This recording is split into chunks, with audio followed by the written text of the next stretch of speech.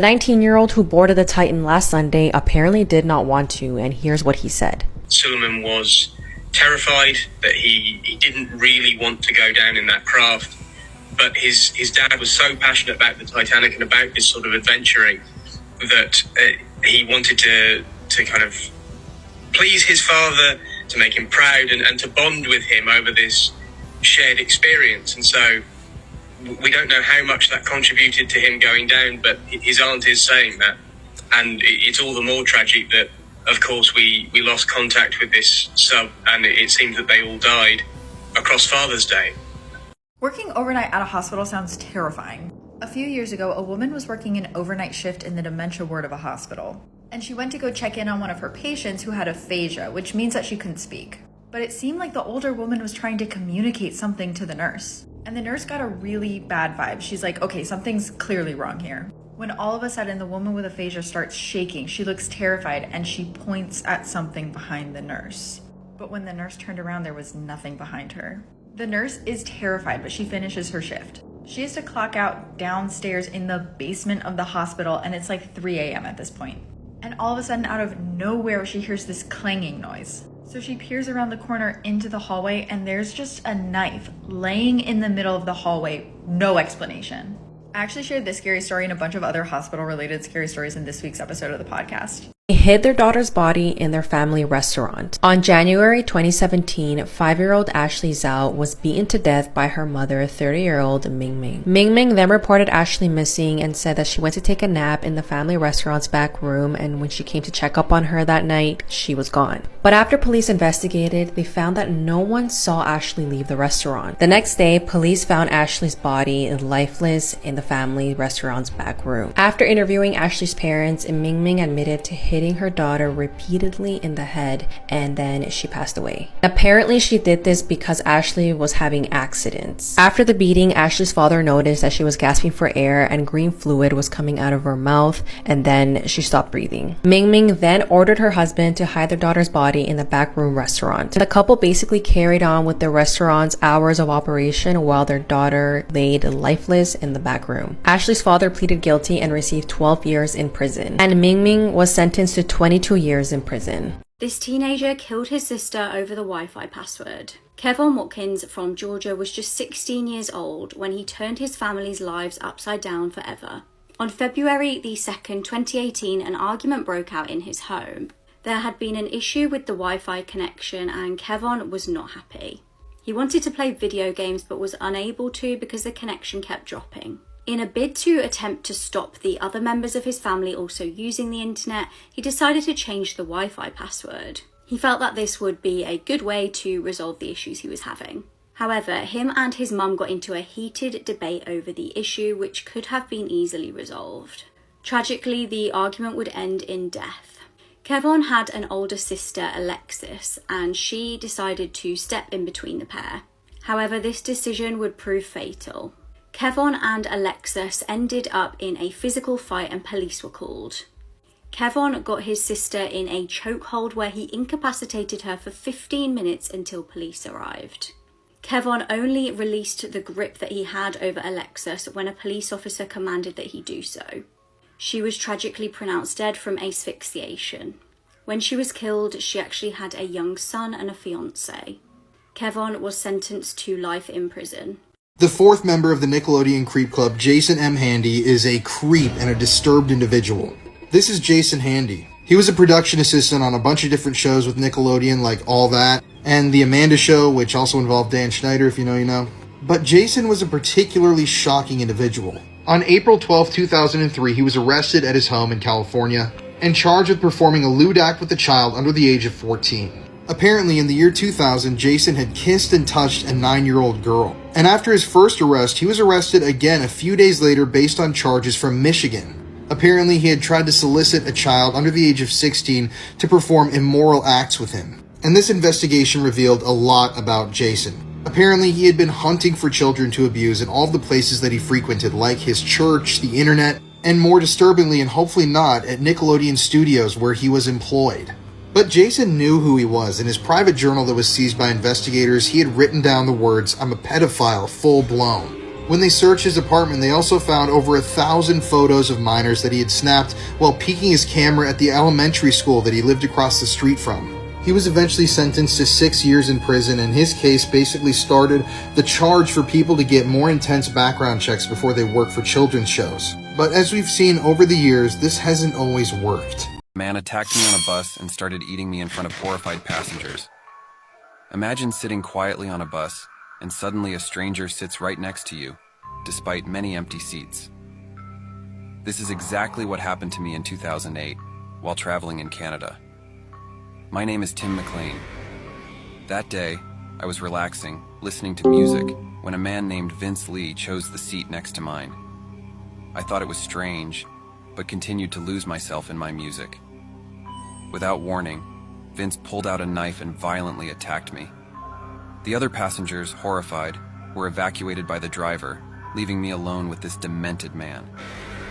What happened next is almost too terrifying to say. But before I explain what happened, don't forget that every like keeps a cannibal away from you. Subscribe for protection. Not only did Vince mutilate my body, he also started eating me. To make matters worse, he brandished part of me out the window to show horrified witnesses. The police arrived, but even their presence didn't stop him. They had to use a taser to subdue him. At his trial, Vince claimed that a voice had ordered him to do this. Found not guilty by reason of insanity, he was institutionalized for 9 years. And now he's free, walking around somewhere, living his life as if nothing had happened. Imagine, he could be anywhere, maybe even next to you on a bus. There's been an uptick in siren head sightings recently. Things are about to get bad. So this past week, just outside of Birmingham, Alabama, 2 girls were walking through the woods when they heard what sounded like an emergency siren. They were terrified and started running, but then they heard what they told police sounded like their names coming through a speaker system. Now, from other siren head sightings in the past, we know that he uses the siren to lure people out of their homes, and that by the time you hear your name, it's too late. The girls made it out of the woods, but not before one turned around to snap this photo. Siren Head hasn't been seen in over 20 years, but it looks like he may be back. What's worse is that other teens in the area have complained about hearing their names being read through a speaker in the middle of the night, waking them up. And what we know from experience is by the time one person sees him, he is deep inside the community. The story of the School of Rock pedophile is one of the most disturbing things I've ever read about. Meet Jason James Murphy, a former Hollywood casting agent who, before he worked as a casting agent for children, had been convicted of one of the most terrible crimes I've read about. So when Jason was just 19 years old, he was in college at the time, he kidnapped an 8-year-old boy, held him hostage, and repeatedly assaulted him. He had met the boy while he was working as a camp counselor, and he eventually served 5 years in prison, and was obviously required to register as a sex offender for the rest of his life. But in 2005, just a few years after Jason got out of prison, he moved to California, and that's when he started working in Hollywood. Jason was a casting agent for a number of huge films. He worked by helping to cast the children in the film School of Rock. He also helped to cast the film Cheaper by the Dozen, which obviously has a lot of kids in it. And he worked on a number of different movies, including stuff like Super 8 by J.J. Abrams. Now, apparently, people didn't really know about his past, which I think is really strange because if they were actually doing background checks on the people that they hired, they would see that this man had served 5 years in prison. But in 2011, he was rearrested for failing to file a name change. Now, he was arrested again in 2011 after he had worked on all of these movies because he failed to file a name change and a change of address with the government. But he had apparently been working for years under a different name. And I mean, this guy was trying to outrun his sordid past, but with such a horrible crime that you've committed, you can never outrun that. And I don't know if he's still working with Hollywood, working around kids, but I really hope that he's not. Please be warned that this true crime case is incredibly disturbing. This man killed his son after his son found his horrifying selfies. You'll feel physically sick by what this man photographed. It was 2012 and Mark Redwine was living in picturesque Colorado. Mark had been divorced twice and had 2 kids with his ex-wife Elaine. The pair were in a custody battle over 13-year-old Dylan Redwine. Dylan had actually expressed to his brother Corey that he felt uncomfortable visiting his dad. It would later be revealed the likely reason for this. Some horrifying images that the brothers found in 2011. On the 18th of November, Mark picked Dylan up from the airport. Dylan had finally agreed to go on a trip to visit his dad. CCTV from the airport showed that the pair were barely interacting. Via text, Dylan agreed that the next day he would go to his friend's house. He was due to arrive there about 6:30 a.m. the next day. His last text was that night at 9:37 p.m. However, Dylan never showed up at his friend's house. His friend sent Dylan a text message at 6:46 a.m. seeing where he was. Unfortunately, he would never get a reply. Mark would later claim that Dylan had left the house and never returned. A huge search of the local area began. Now, within days of the disappearance, one of Mark's ex-wives told police something interesting.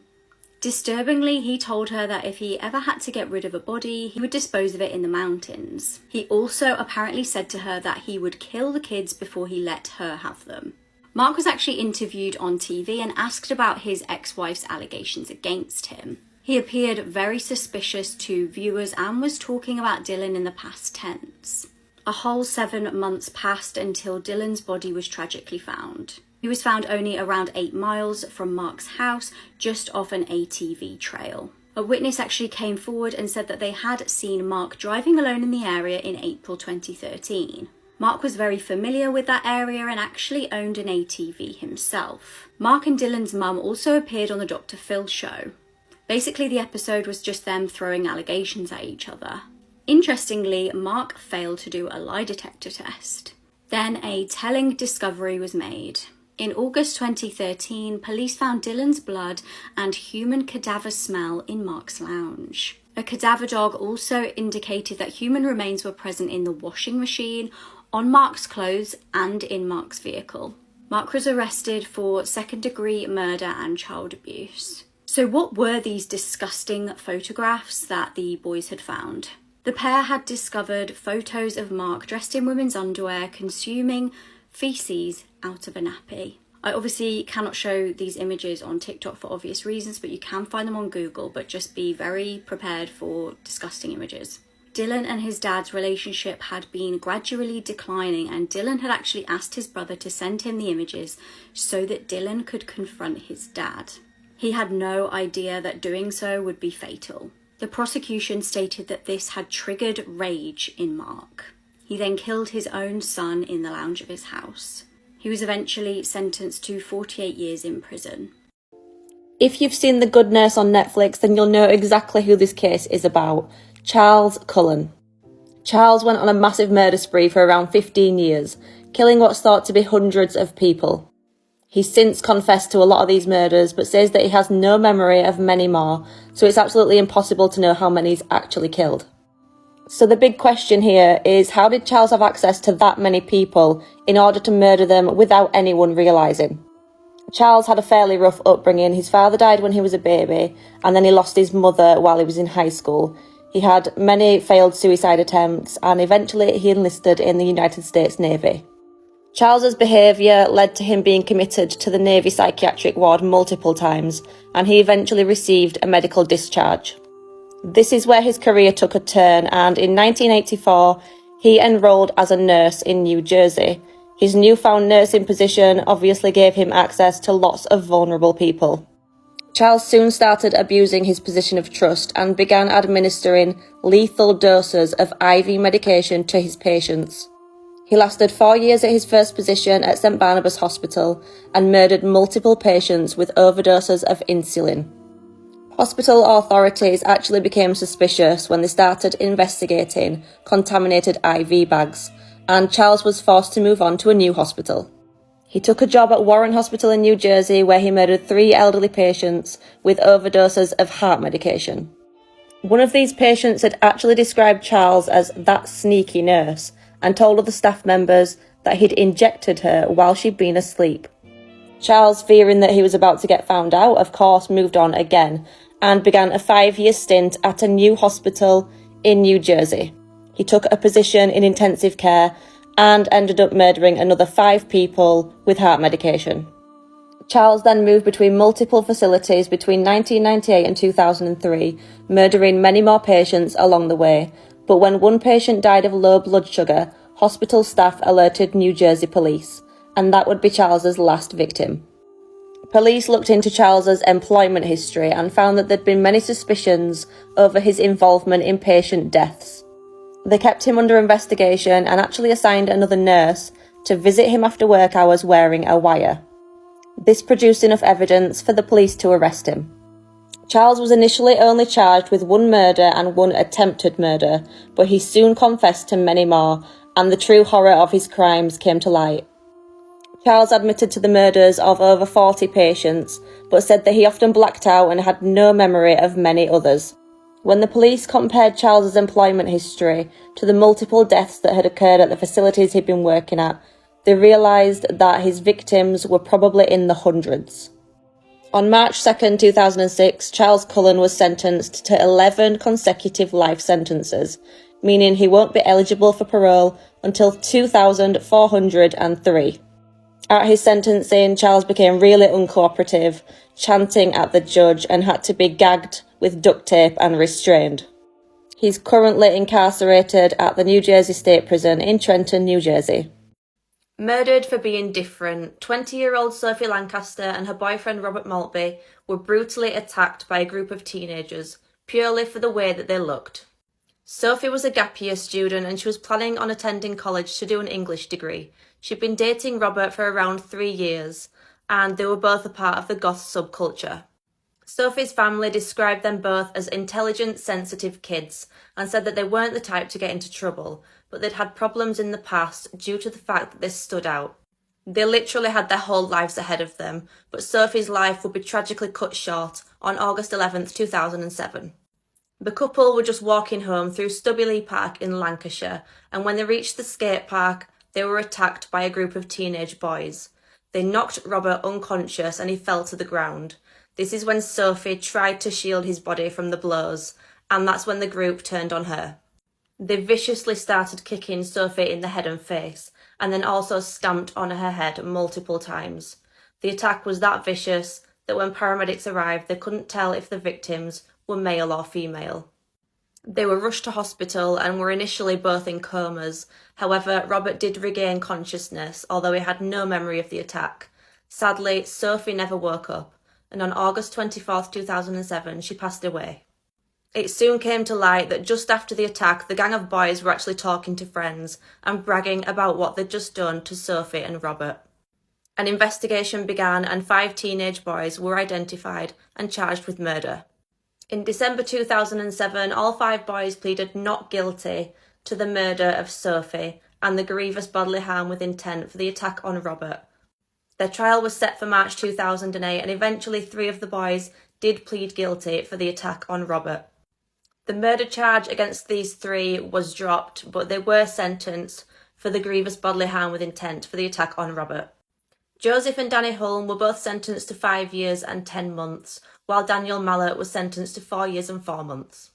On the 28th of April 2008, Brendan Harris and Ryan Herbert were both sentenced to life in prison for the murder of Sophie Lancaster. As the trial opened, the prosecution told the hearing that Sophie and Robert were singled out not for something that they'd said or done, but because they looked and dressed differently. Mick Gradwell of Lancashire Police said that it was one of the most horrific, vicious murders that he's ever encountered. He said, quote, "I do not think Herbert and Harris have recognised how violent the attack was. They've just done it without thinking, but they seemed to enjoy it and carried on remorselessly kicking at 2 very defenceless people who were unable to protect themselves because of the level of violence inflicted upon them. I am very critical of some of the parents involved. I really don't think that they have taken completely seriously how repulsive this incident was."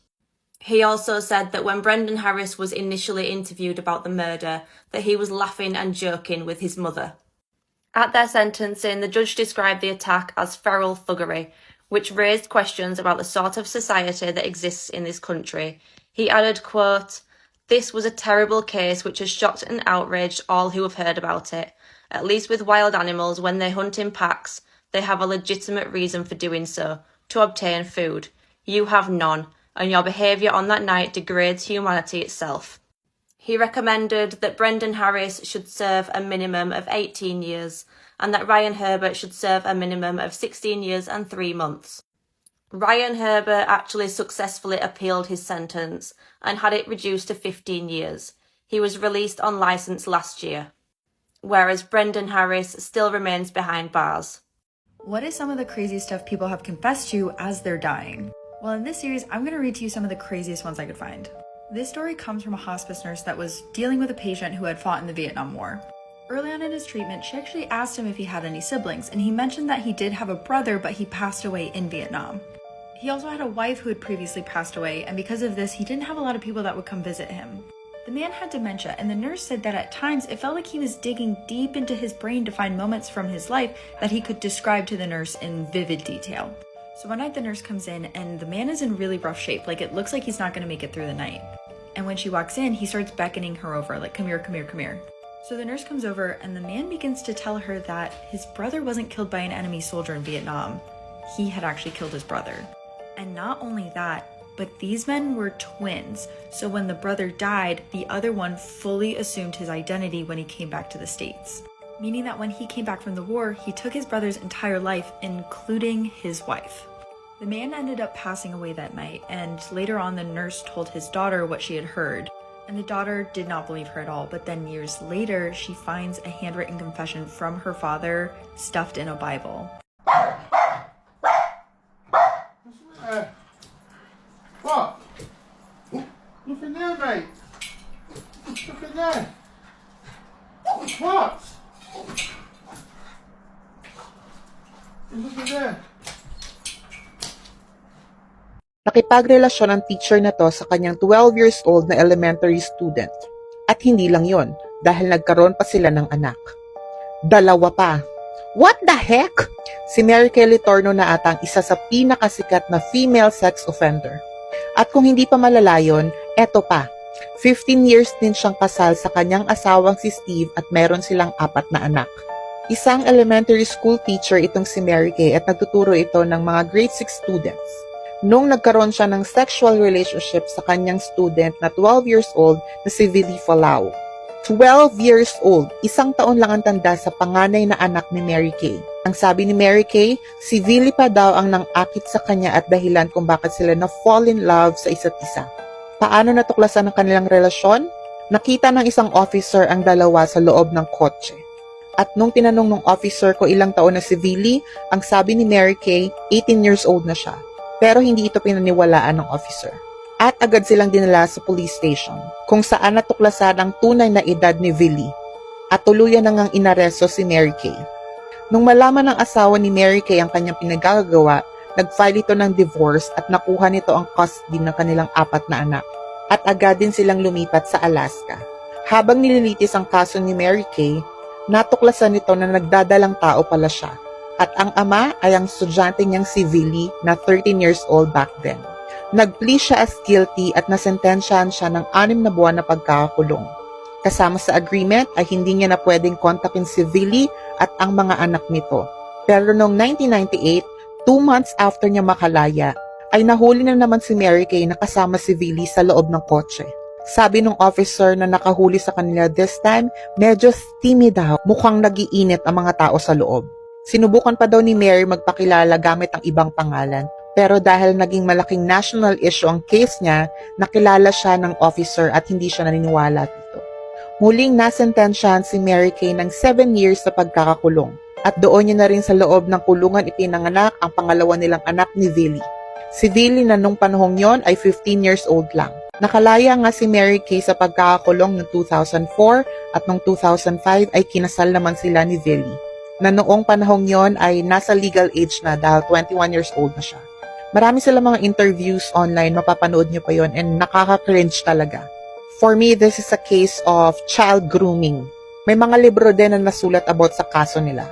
At ginawan din to ng movie na ni-release noong January 18, 2000 na may title na All American Girl, The Mary Kay Letourneau Story. Ang nakakainis pa kay Mary Kay, naniniwala ito na wala siyang ginawa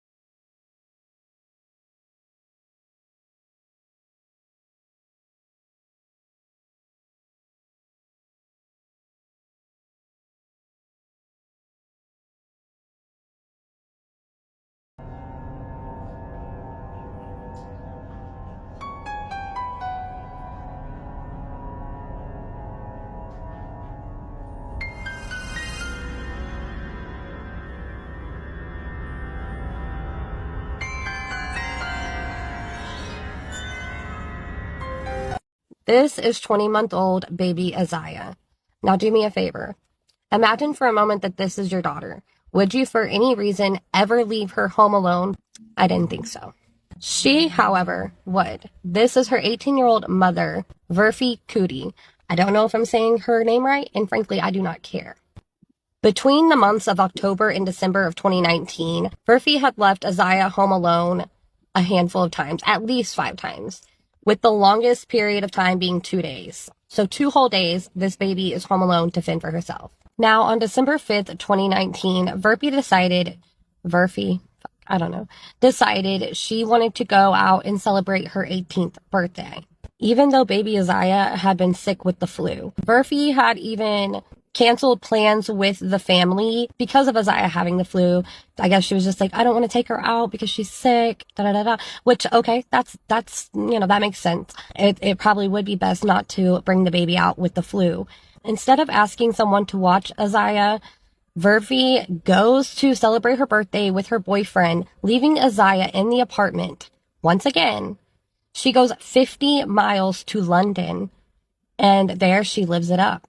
On the 7th, this is 2 days after leaving Isaiah in the apartment, she was seen at a concert and even asked the DJ to give her a shout out for her birthday. So it would not be until almost 6 days later that Verfi would return to the apartment. So this is when she initially left the apartment on December 5th, 2019, which was a Thursday, at 5:40 p.m. This is her returning home on December 11th, 2019, which was a Wednesday, at 3:38 p.m. So all this time, Isaiah is just in the apartment by herself. When Verfi gets back into the apartment, she finds Isaiah unresponsive. And this is when she feels like it's a good idea to go on social media and tell her family members that Isaiah is just not doing well. At this time, Isaiah had already passed away. It would be 2.5 hours before Verfi would finally contact emergency services. And that's when they come and take Isaiah to the hospital, where she is pronounced deceased. So her cause of death was a combination of the flu as well as starvation. So just think about this. For exactly 5 days, 21 hours, and 58 minutes, this baby was by herself, sick with the flu, no food, no water, no milk, no one there to change her diapers, which resulted in a really bad diaper rash. Obviously, I know of children that have sat in diapers for even hours at a time and have gotten really bad rashes. So you can just imagine how bad this baby had to suffer. But it doesn't end there. And her mom is obviously arrested, rightfully so. She's a piece of trash. I'm sorry to say it. But in November of 2022, she pleads guilty to manslaughter and receives only 9 years. 9 years in jail for leaving her daughter home while she's out dancing and having a good time. 9 years, and this woman gets to live a free life while her baby doesn't get to live her life. I'm sure she will never have to suffer as much as this baby has had to suffer, but I hope that in jail, she feels just a little bit of that. I hope they don't treat her very well in there. And I definitely feel like she deserves more than 9 years.